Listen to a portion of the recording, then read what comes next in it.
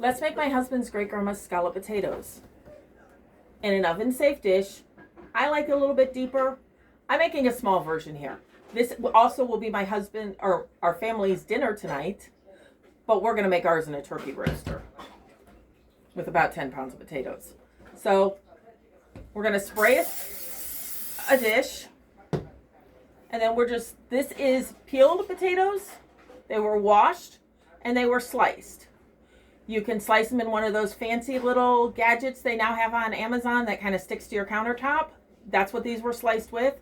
You can use a mandolin slicer, or Grandma just used a knife. So all you're going to do is lay a layer flat in your Corningware dish.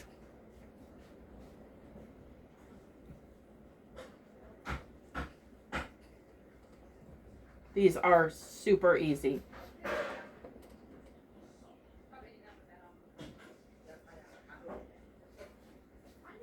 So now that once I've got a layer flat, I'm going to put just pepper, but Grandma used to put salt and pepper. We have some health issues and we're told to limit some salt, so we're just going to put pepper on it. And just a sprinkle. And then we're going to take some flour and we are just going to sprinkle it over. So just sprinkle a little flour on every one. And then you're going to take, this is margarine. I just sliced it up, Imperial. And I'm just going to take a couple of these pats and I'm going to lay down. And I'm not sure how well the camera is seeing, so I will tip it up in just a second. I put about 5 pats down. And then all we're going to do is do it again. Another layer of potatoes.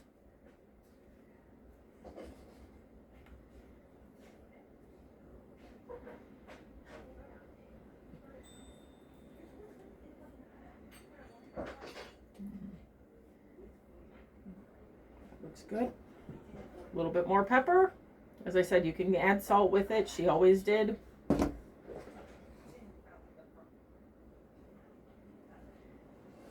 Another sprinkle of flour.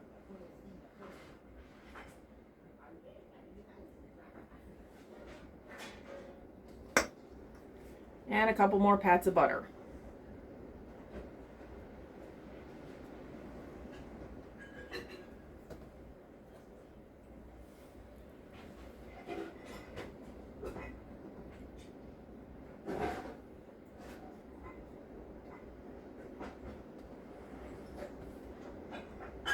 And then another layer of potatoes.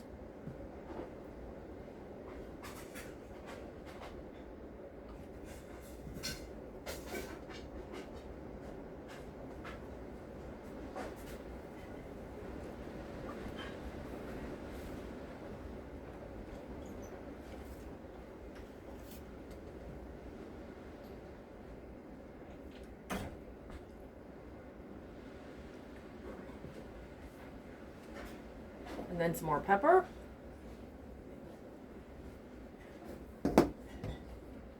So all you're doing is layering.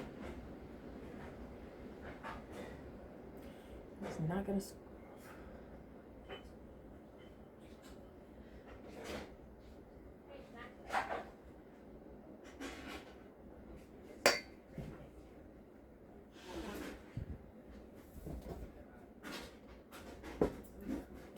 This way.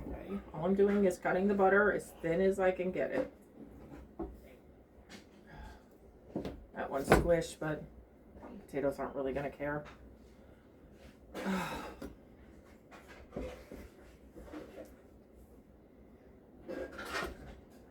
And I'm going to do one more layer. So potatoes.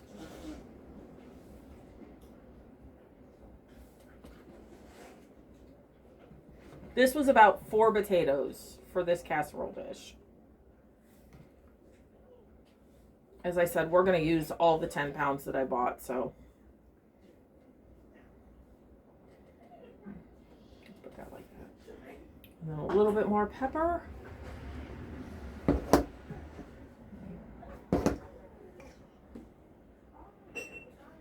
some more flour.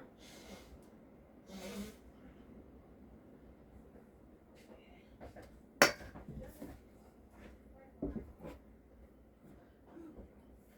couple more pats of butter. I have to open my other stick.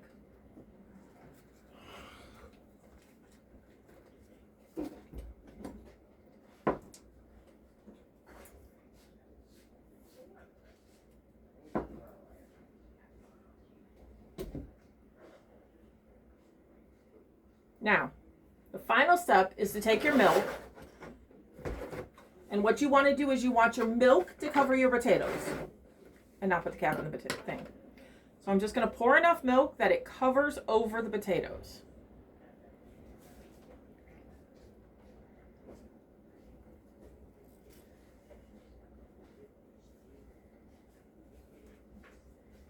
This part sometimes takes a little bit more milk than you thought it would.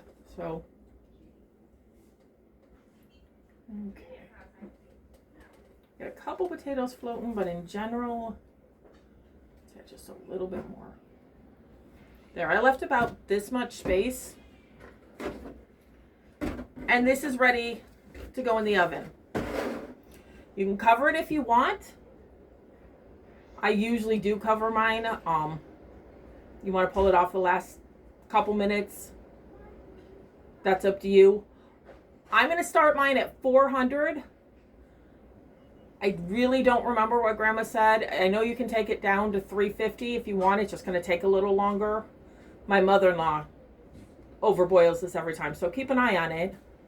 Make sure you do give it a little bit of space. And it's done when you can stick a fork through and the potatoes are all nice and soft. Just like you would mashed potatoes. When you stick the fork through and there's no resistance, the potatoes are all nice and soft, then it's done. It'll probably form a little bit of a crust type on it, but that is perfectly okay and exactly what it's supposed to do. So I will bring you back when this is done and show you what it looks like. Here's the scalloped potatoes. They're all done. And this is how it's going to look like. Nice, soft, tender, and delicious. Keep cooking.